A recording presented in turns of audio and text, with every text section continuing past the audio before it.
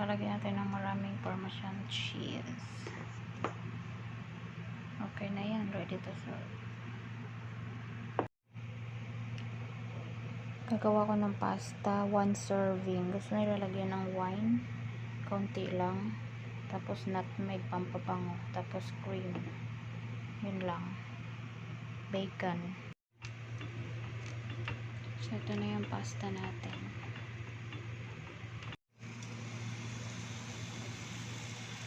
Lagyan natin.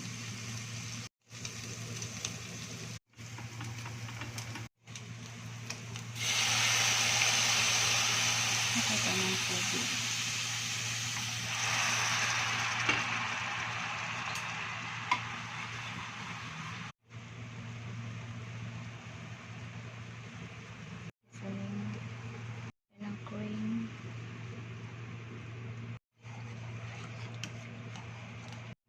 Parmesan.